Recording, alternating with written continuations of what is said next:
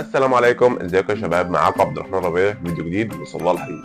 قبل اي حاجه ما تنسوش الصلاه على الحبيب والاشتراك في القناه وتفعيل زر الجرس علشان يوصلكم كل جديد. يلا بينا يلا بينا. ازاي تنظم يومك في رمضان؟ بتتمرن امتى؟ قبل الفطار ولا بعد الفطار؟ تابع الفيديو للاخر، ما تنساش الصلاه على الحبيب. لو انت بتتمرن وداخل على رمضان ومش عارف تتمرن امتى، قبل الفطار ولا بعد الفطار، يبقى الفيديو ده ليه؟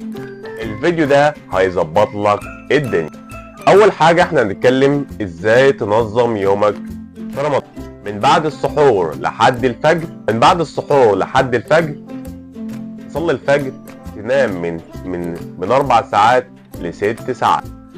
ما تسهرش كتير علشان السهر هيبوظ يومك. النوم اهم من التمرين. لو نومك باظ عضلاتك مش هتستفيد.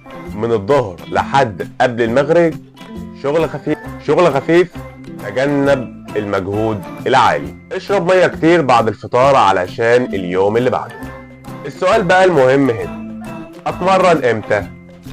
قبل الفطار ولا بعد الفطار؟ اتمرن قبل الفطار، قبل الاذان بساعة. ده مناسب لو هدفك تنشيف، حرق دهون، كارديو خفيف او مقاومة خفيفة. ميزة التمرين قبل الفطار انك اول ما تخلص بتفطر وتعوض جسمك فورا. مش مناسب لو بتتعب بسرعة، عندك ضغط او سكر، او عاوز تتمرن باوزان تقيلة جدا.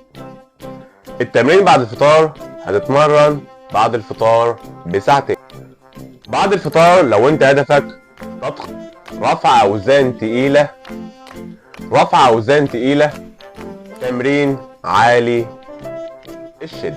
بعد الفطار جسمك هيبقى فيه طاقة ومية، هتعرف تتمرن أكتر، وكمان هتدي العضلة حقها. الخلاصة، عايز تحرق دهون، التمرين قبل الفطار خفيف. عايز تضخيم وقوة، التمرين بعد الفطار أفضل. صايح سريع، اشرب من 3 ل 4 لتر مية من بين المغرب لحد الفجر. اهتم بالبروتين، ما تضغطش على نفسك. قلل الكارديو العنيف. رمضان مش شهر تخسر فيه فورمتك. رمضان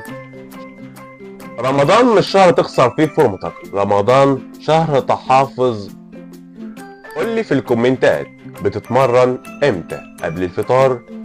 بتنشف ولا بعد الفطار علشان تحافظ على كتلتك العضلية؟ انا كده خلصت الفيديو بتاعي. لو الفيديو عجبك ما تنساش تعمل لايك وتشترك في القناة وتفعل زر الجرس علشان يوصلك كل جديد. كان معاكم عبد الرحمن ربيع، استنى الفيديو الجاي.